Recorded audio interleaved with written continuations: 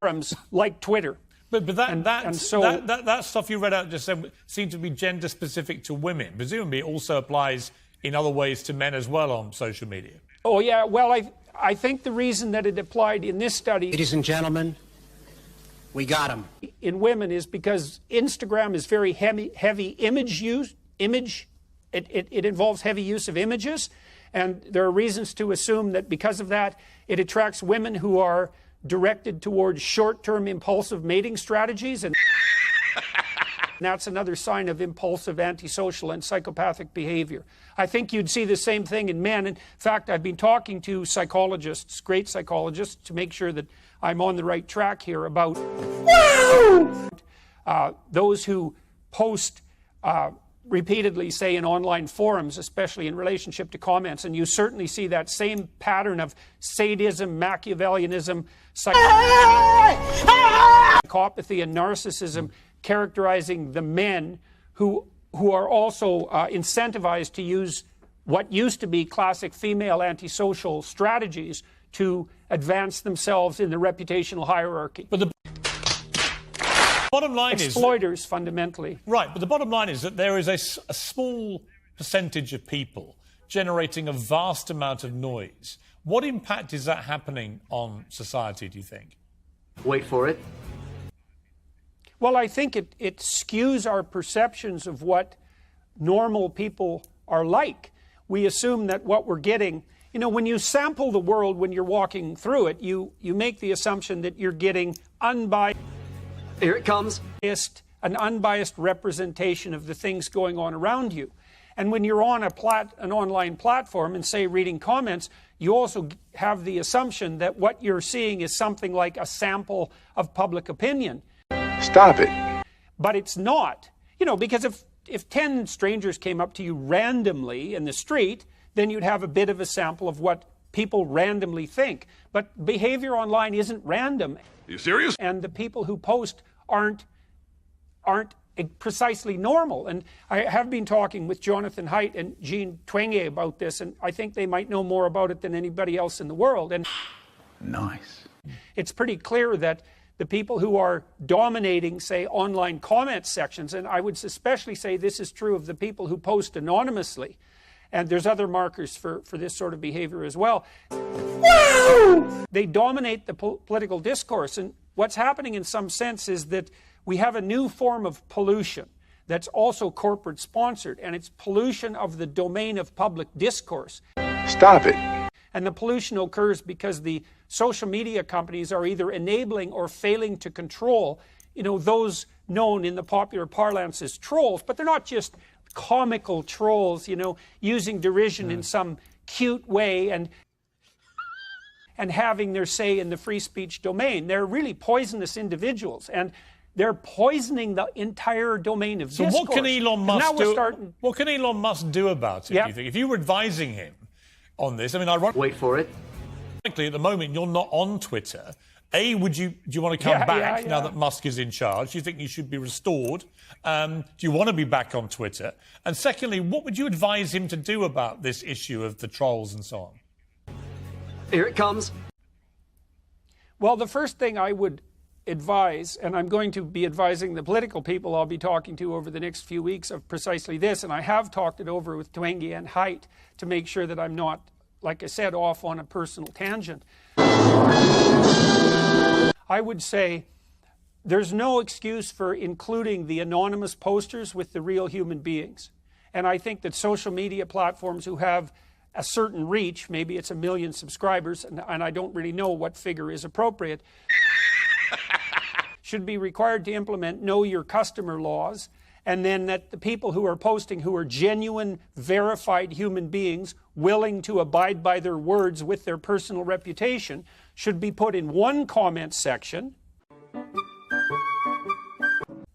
and then the online, anonymous, cowardly, narcissistic, pathological troll demons who are polluting the public discourse should be put in a different comment section. And if you want to go to hell and visit the troll demons and see what they have to spew, you can. But otherwise, you can be among the normal human beings engaged in normal civil human discourse. Right. And that would separate the bloody psychopaths from the bulk of decent, normal people. And, 97% of people aren't psychopathic. Yeah. And so we are talking about a small minority here, but they have the upper hand. See, Are you serious? there's a percentage of people who... I had a psychopath test done on me, actually, a lengthy questionnaire, and they concluded I was a good psychopath. And what do they mean by that exactly? Do you know? Apparently, I wasn't like the malevolent version. It was slightly lost on me, the nuance. Okay, well, okay, look. It's often the case that people in the industry that you're in, and this would be true for politics and journalism as well, anything with a public face, are more likely to be extroverted and also more likely to be somewhat disagreeable. And Stop it. those personality traits can tilt you towards, what would you say, a style of callous exploitation. But there are other personality factors that mediate against that, like conscientiousness. And so people who are hardworking and reliable, for example, so that was a lie, aren't parasitic in the same way that a classic psychopath would be. And so it's complicated, and it isn't the case that extroversion and even a certain degree of disagreeableness in and of themselves are dangerous. Are you serious? But they lead, like everybody's led to temptation in the direction that's in accordance with their temperament, and the fact that you are a public-facing person and that you like that would tilt you in one direction of potential temptation, but that's not necessarily diagnostic. Now, it is a problem because it probably is the case that politics and journalism and entertainment attract a disproportionate number of Machiavellians and psychopaths because of the status that goes along with those enterprises. Yeah. But it's not diagnostic. It doesn't mean that if you're in that industry, and you've had a long career, and that's also another marker for failure or for lack of psychopathy, because in the normal world, psychopaths exploit, and they get a reputation for doing so quite quickly. And then people avoid them and stop working with them. And so it doesn't work over the medium to long run as a general rule. Yeah, I get it. Last time we spoke at length, you said afterwards we forgot to get round to Donald Trump. And you were quite keen to talk about Donald Trump. So we're going to take a short break. And when we come back, I do want to talk about Trump, because the big question right now in America Wait for it. is Trump done? Jordan, Donald Trump, what is he? Is he a narcissist, a sociopath, a psychopath? All of those things? None of them? Here it comes. I don't think that he's a psychopath because he's been successful in repeated enterprises over long periods of time. And he has a variety of people who remain intensely loyal to him. Now, he's definitely extroverted to a very great degree, and he's definitely disagreeable. And Are you serious? so that gives him some of the traits that are associated with those personality features. But from what I've been able to understand, he's also very conscientious and hardworking, for example. Oh my God! And so that's a real mitigating factor. And so I think it's very easy to demonize someone that you don't approve of, let's say, and certainly Trump has been subject, I would say, to more demonization than any political leader in the West that I can remember in my entire lifetime, including Richard Nixon.